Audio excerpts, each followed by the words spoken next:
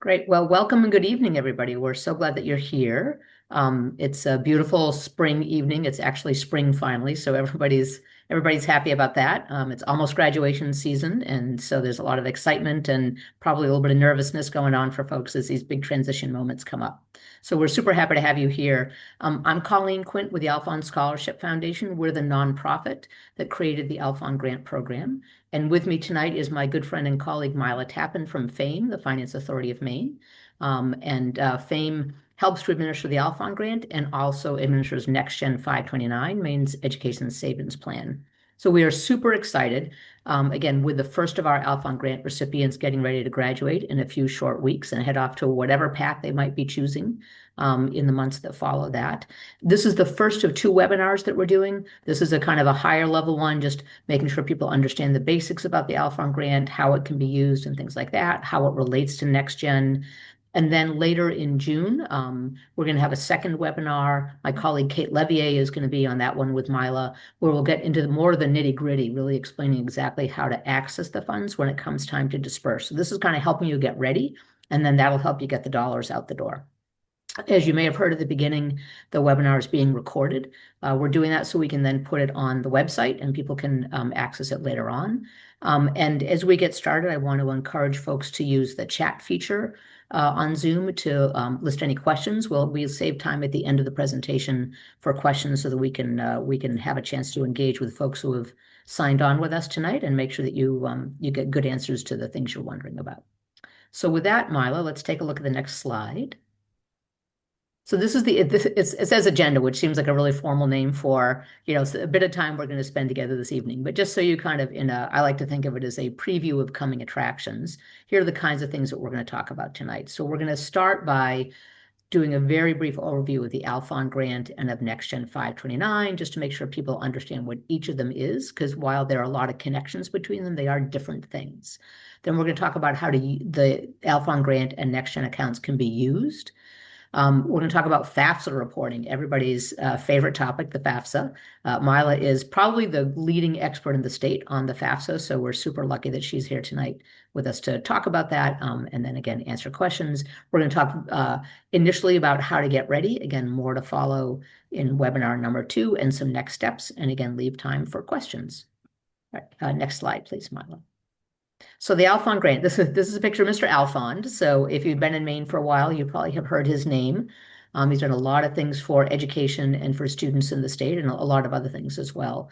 So the Alfond Scholarship Foundation, again, that's the nonprofit that I'm with, was started by Harold Alfond, who is a businessman and philanthropist. And it really was his gift to the students of the state to help them access future education after high school.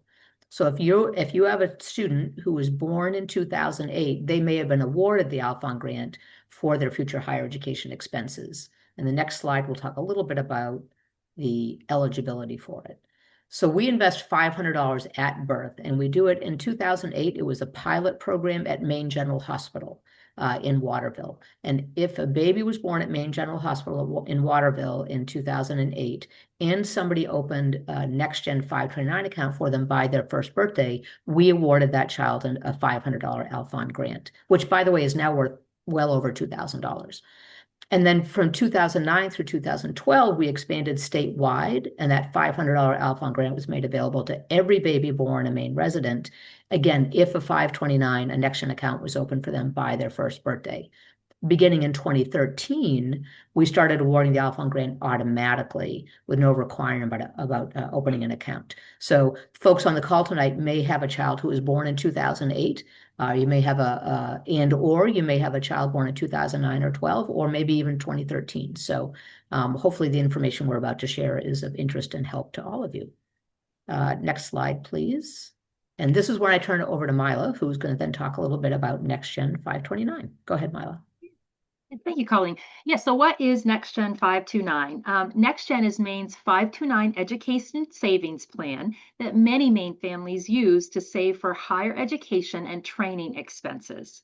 They're called 529 plans because they're described in Section 529 of the IRS code. The way that NextGen and all 529 plans work is that people invest after-tax money. They contribute after-tax dollars, and these contributions are invested. Those investment earnings grow federal and state income tax free. So that's why people really love these plans, one of the many reasons. When it's time to withdraw funds, the withdrawals are tax free when used for qualified education expenses. A little bit later in the presentation, we'll discuss what expenses are considered qualified. So one of the questions that we often receive is, what is the difference between an Alfond Grant and a NextGen account? What's the connection? How do they work together? So the $500 Alfond Grant is that. It's a grant, like a scholarship. So the Alfond Scholarship Foundation owns those funds and has invested them on behalf of eligible grantees. As you've seen, and as Colleen just mentioned, these funds have grown over the years, and that $500 grant is now worth over $2,000, which is so exciting.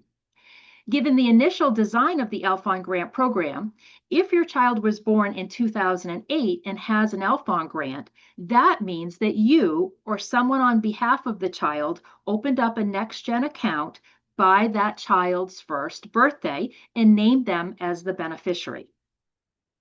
Because a NextGen account was opened, there's been and continues to be the opportunity for you and others to contribute your own money.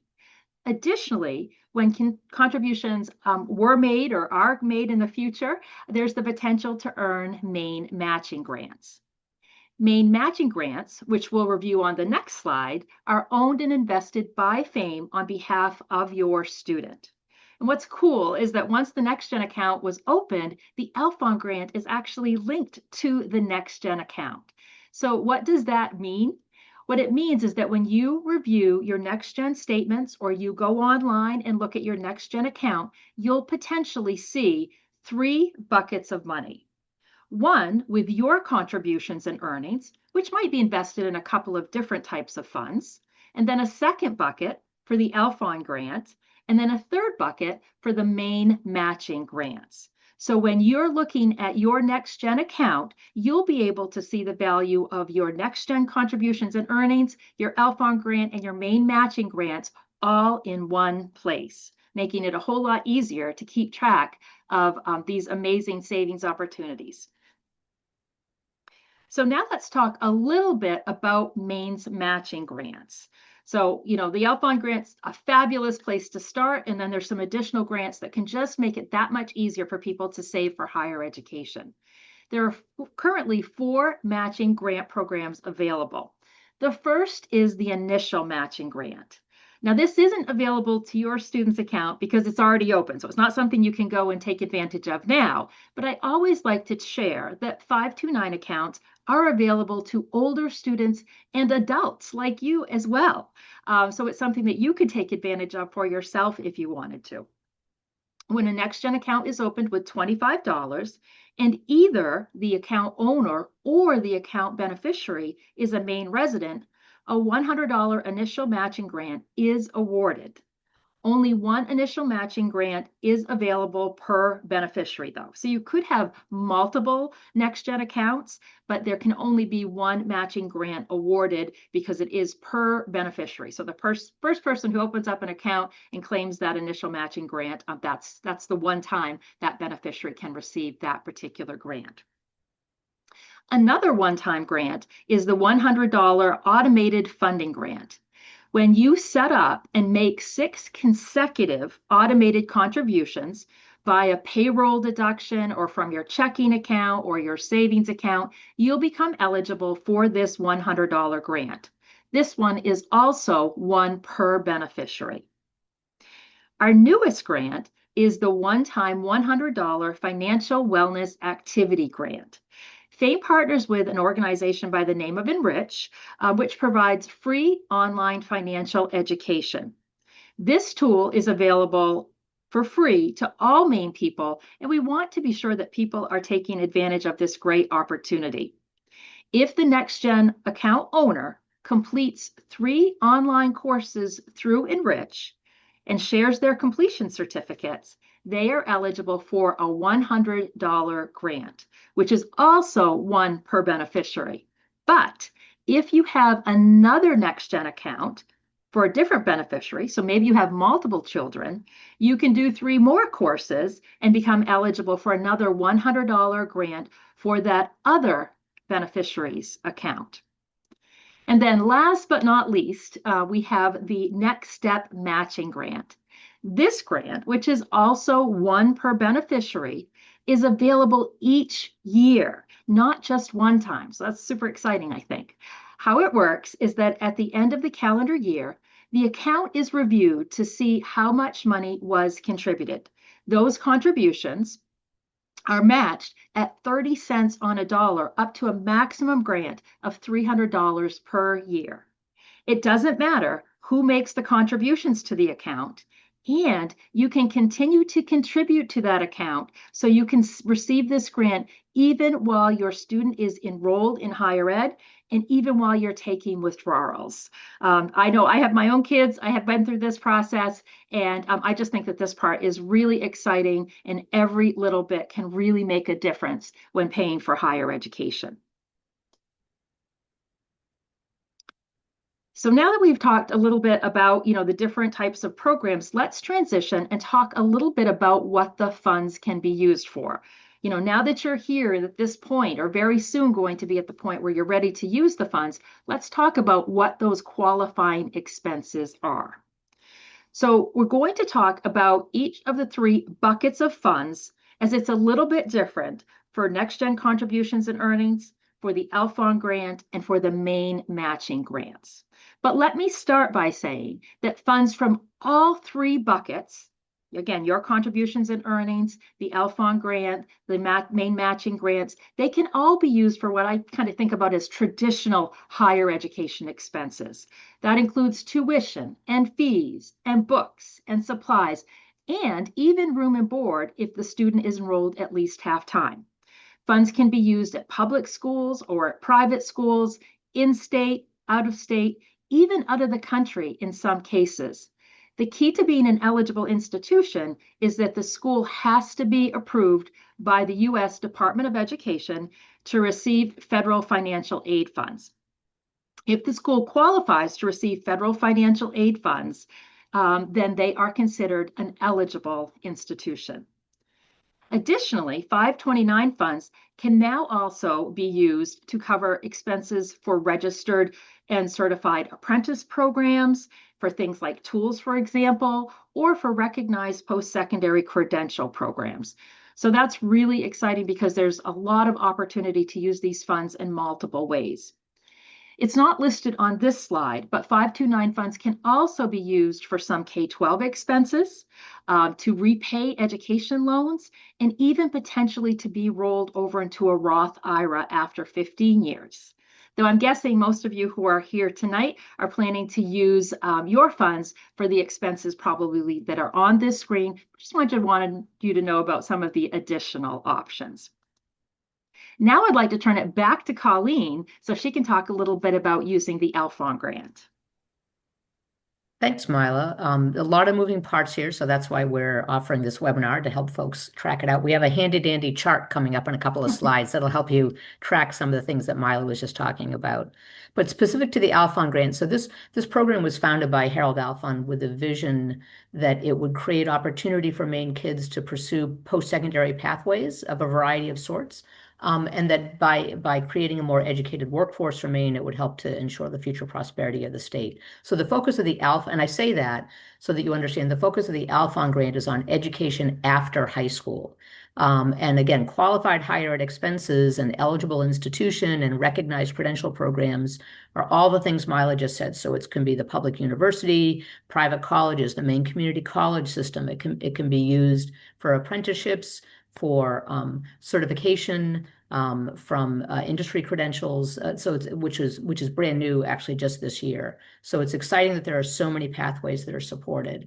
And as Mila said, it can be used to pay for the kinds of things that you can use other 529 funds for. So tuition and fees at any of those kinds of institutions and programs, books and supplies and equipment that are required by the program. So if you're in a welding program and it requires steel-toed boots, You can use the funds to pay for the steel-toed boots. You can use it for books. You can use it for computers if that's required, all those things. And then room and board, as Mila mentioned, if you're in a residential program, room and board if you're, as long as you're enrolled at least half-time. Next slide, please.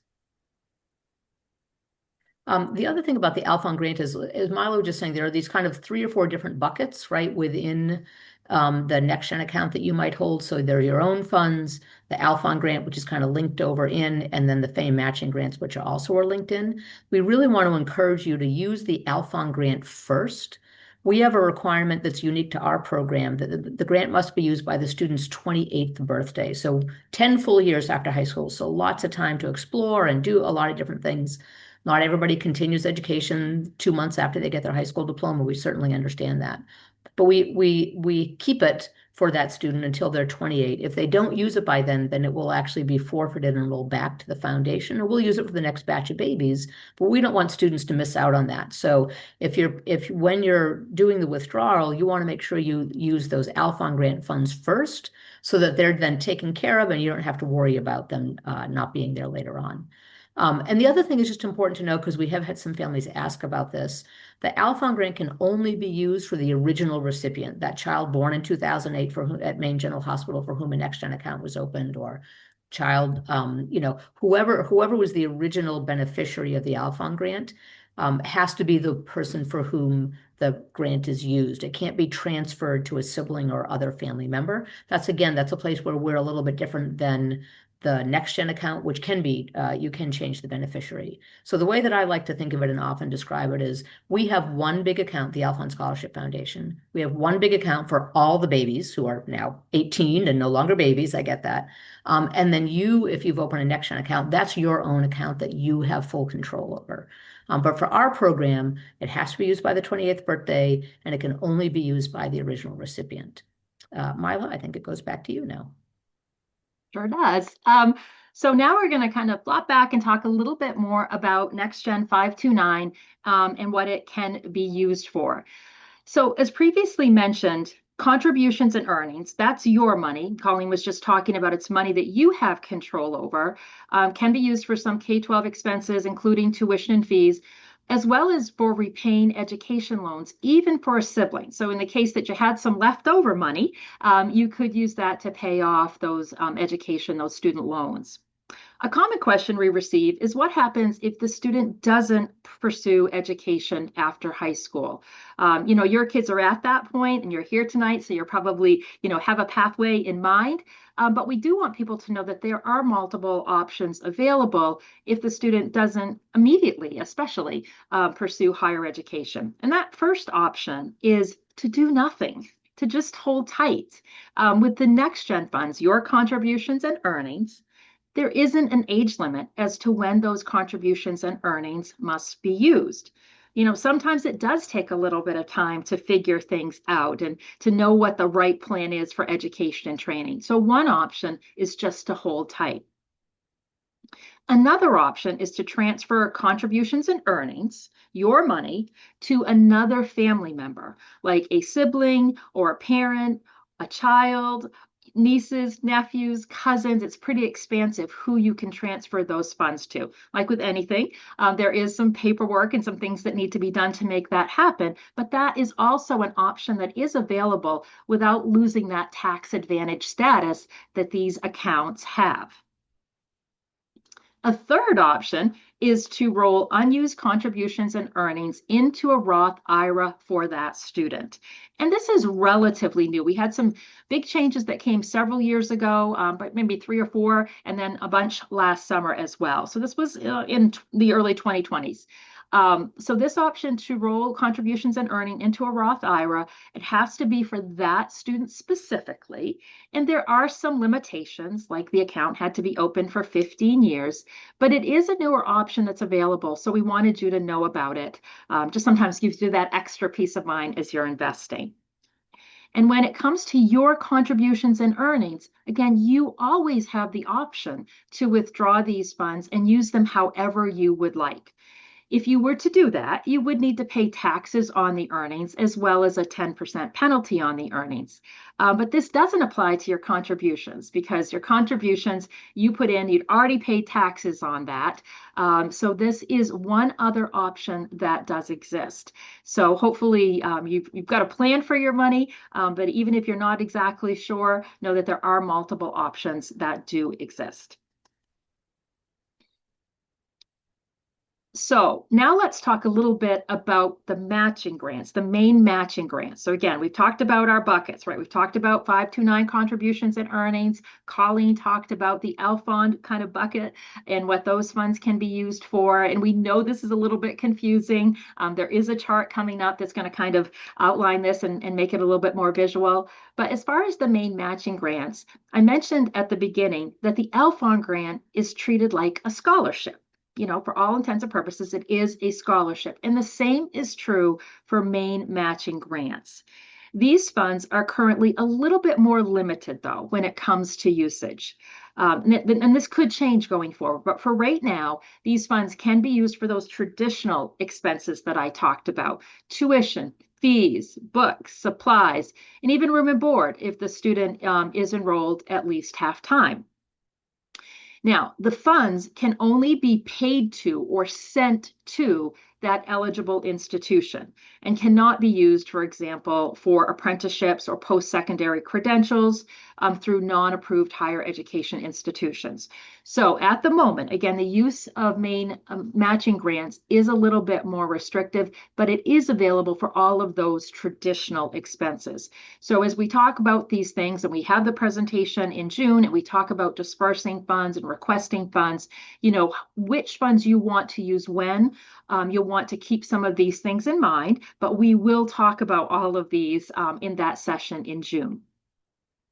These funds, like the Alfond grant, can only be used by that beneficiary. So if you have these main matching grants, whether it's the initial matching grants or the next step matching grants, they cannot be transferred to a sibling, for example, or to anybody else, but do have to be used by that specific beneficiary. Therefore, when using your funds, we do want you to consider use these grant funds before you use your non-grant funds or your contributions and earnings, just because those have the most flexibility. And now let's get on to that slide, this chart that hopefully pulls it all together a little bit, because I know that we've talked about a lot. This is a lot to take in. So we created this chart to make it a little bit easier to see each of these three buckets and to see what these buckets funds can be used for. So we are going to be sharing this PowerPoint. If you're registered for this presentation, we'll automatically send you the PowerPoint so that you'll have this as reference. So this helps just visualize, what each of those types of funds can be used for. All right, just a few more things that we want to share with you tonight. These are the things that are focused on the FAFSA and financial aid. And I just want to say that when it comes to FAFSA and the financial aid, we certainly get that it can be kind of overwhelming to go through this whole process. And one of the things that we do at FAME on the education side of the house is we're here to help with all of that. So I'm going to share information tonight, but there's not a test. There's nothing that you have to memorize. We just want to throw these concepts out there and know that we'll be here to walk you through these processes as you hit them. So when completing the FAFSA, and you probably already have if your kids are headed off to college in the fall, if you are required to report assets on the FAFSA, because not everybody does have to report assets on the FAFSA, but if you are required to do so, you only have to report your contributions and earnings. When you're completing the FAFSA, you do not need to list. We don't want you to list. You're not supposed to list the Alfond grant or the main matching grants, okay?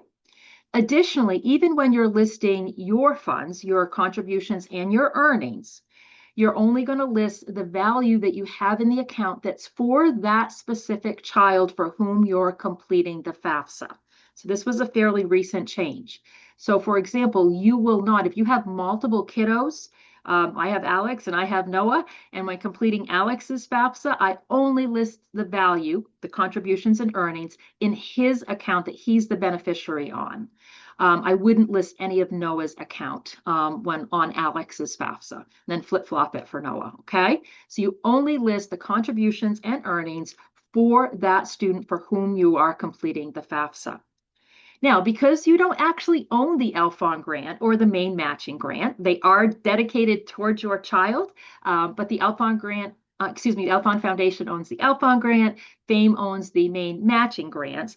For that reason, you don't have to list them on the FAFSA, okay? Because you don't own that asset, you don't need to list it as an asset on the FAFSA.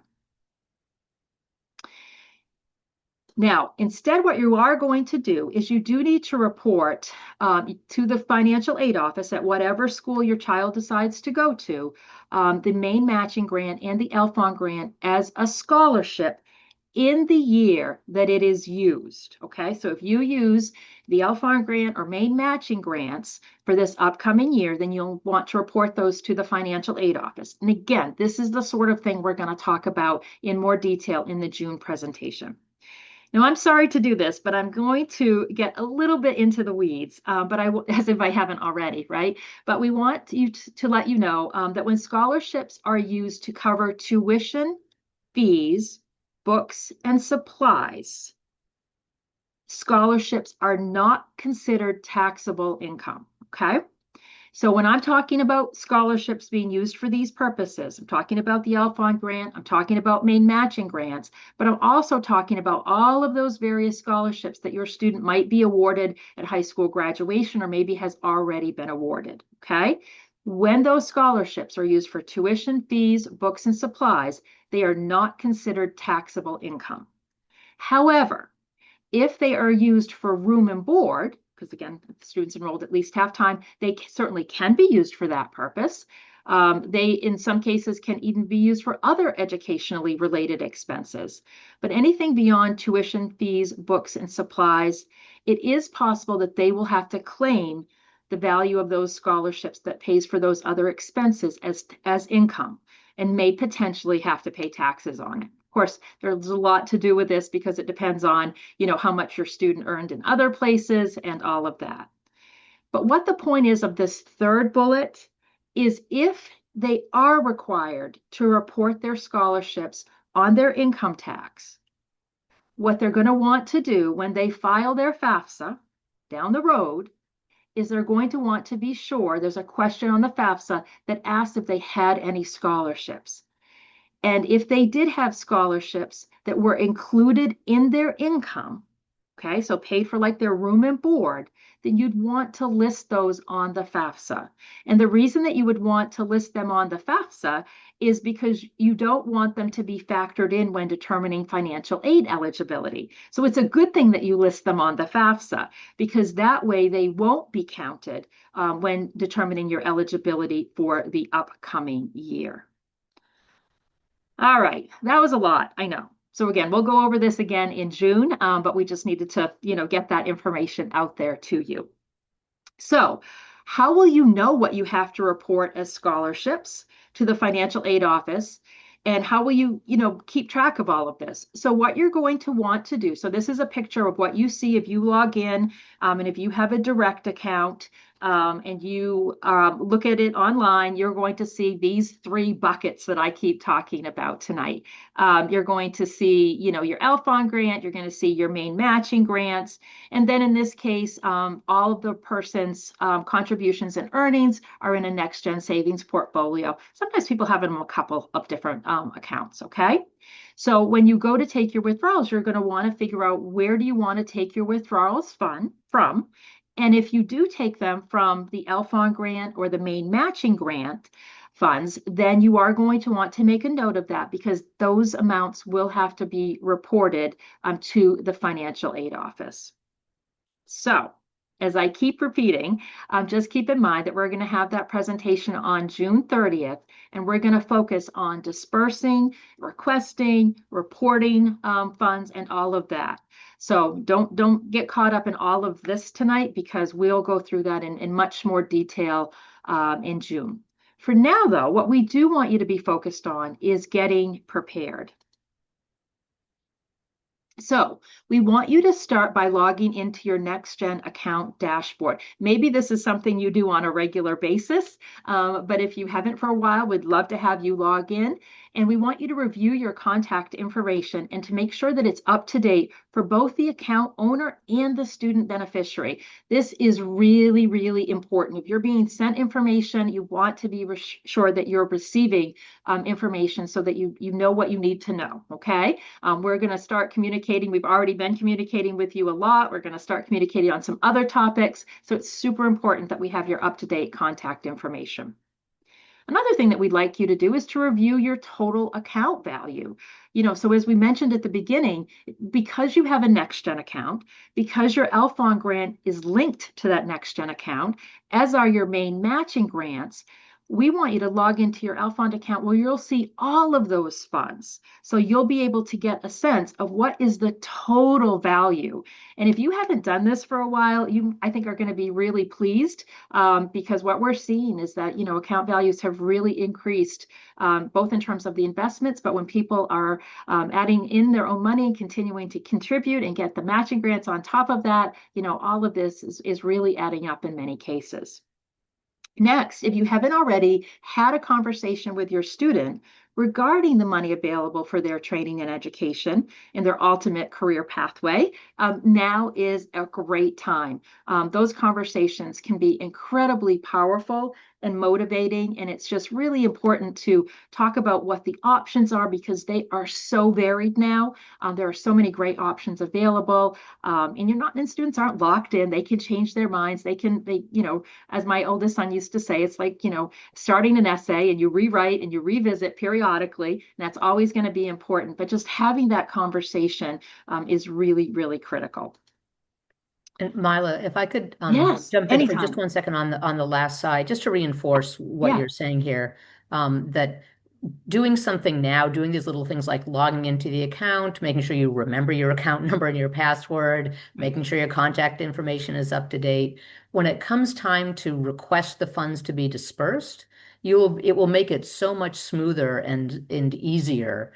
We don't want families are busy, everyone has a ton of things going on. That bill is going to hit sometime in August, you're going to go to pay it, and then all of a sudden you realize that you've got to go through a couple of steps to update your contact information or whatever it might be, or you can't find your account number. Now, all those things are there. Fame is awesome and they have lots of people literally standing by to help with all of those things. But it'll be way less stressful for everybody if you try to do that earlier and not the day you're trying to take care of your kids' tuition. So just really want to just reinforce how important and how helpful it is if you can do those things in advance. Thanks. Yeah, no, Colleen, I'm so glad that you jumped in, and I want you to jump in anytime with any of this, because I completely agree. And I think that any of us, when we've tried to log into an account, maybe it's our bank account or something, and it's not working, and my face gets all red, I get all like heated up and nervous and anxious and stuff. So yeah, any of these things that you can just do when there's no stress, there's no pressure, and know that if you can't remember how to access the account, or if you have questions about it, if you do it sooner rather than later, then there's all this time to get the assistance that you need to figure these things out. So, whether it's looking at your accounts, whether it's accessing your funds, whether it's navigating the financial aid process, we're all here for you as you go through this process. So, yeah, thanks a lot, Colleen, for mentioning that. It is so important to start that process now. So how do you access your account? Well, it depends on the type of NextGen account that you have. So you might have a direct account. That would have been something you opened up yourself if you opened up your account, back when their baby was first born in that first year, and haven't made any changes to your account. You likely have a direct account. In that case, you would go to merrilledge.com and log into your account if you've created one, or go ahead and create one. Or you could call Merrill at the number listed here. If you have a Connect account, that is something that you would have created yourself, but these are newer. So if you haven't created a NextGen account in the last couple of years, probably you don't have a Connect account, but I just want to mention it because it is possible that someone out there could. Then you would go to connect.vestwell.com or call Vestwell if you needed any assistance. If you had a financial advisor open up your account, then you're going to contact them and they can help you with any part of this process. Now, some of you might be sitting here tonight thinking, you know what, I don't have any idea what type of account I have. Then in that case, we need the account owner or whoever you think is the account owner to give a call to Fame. So Fame, we're available to help you with any questions about any of the topics that we've discussed tonight, starting specifically with, I don't know what type of account I have. I don't know where to start. We can assist with that and more to come on that contact information. Well, actually, it's right here. Ta-da, it's down here at the bottom. Usually it's on the last slide. So you can call us and just get those answers to those questions. Another thing I would like to just offer up is that if you would like to meet virtually with a Fame team member to discuss your next gen account, your Alfond grant and what you can use it for, your main matching grants and how those work, or if you have questions about financial aid or anything related to paying for higher education, we would love to have you schedule a free one-on-one appointment with us. So we have education affordability and financial wellness counselors and others that fill in that are available to help you walk through all of this. So we offer these meetings throughout the year. So we'll be here whenever you need us and whenever you would like to walk through kind of the next steps, depending on where you're at. And I'm almost done. That next webinar that Colleen and I keep referencing is going to be how to request your funds. It's going to be held on Tuesday, June 30th at 6 o'clock. And what we're going to do there is we're really going to focus on, withdrawing the funds and just the technical processes of how to do some of these things. But we'll also have time for questions about anything related to the topics that we talked about tonight. So we can certainly even there talk about usage and all of that. So if you would like to register, we'd love to have you do that. You can do that now. If you would like to, you can, see the address to register, or you can see the QR code. So I am going to leave that here for just a moment and tell you that on the next slide, in case you're trying to capture that QR code, on the next slide, there's going to be some important additional resources. So I'm going to go ahead now that you can learn more about the Alfond Grant and all other things. So information on the Alfond Grant can be found on the Next Gen website. There's also the Alfond website where you can learn more. There are grants, the terms and conditions, that you can learn more about, and then the guidelines are available as well. So again, we're going to be sending this presentation out to you, so you will have those links available to you now and going forward.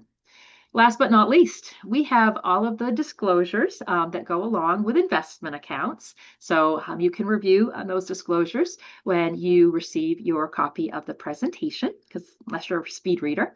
And I do want to now pause and see what questions we have. So maybe I'll start, Mary Martha. Are there any questions? We just had one question in the chat, Mila, and that was just confirmation of the 3 different buckets of funds we've been talking about, which is your next gen contributions and the earnings, the Alfond grant and matching grants. Only your contributions and earnings could be transferred to a sibling. And so that is correct. The matching grants and the Alfond grant cannot be transferred to a sibling. Well, great. Well, thank you for that question. Yeah, we went through a lot tonight. So we have no doubt there could be questions out there. And what we want you to know is not only can you always call us, but we're going to send you a copy of this presentation. You can email us back as well. We are here for you to provide whatever assistance is needed and would be helpful.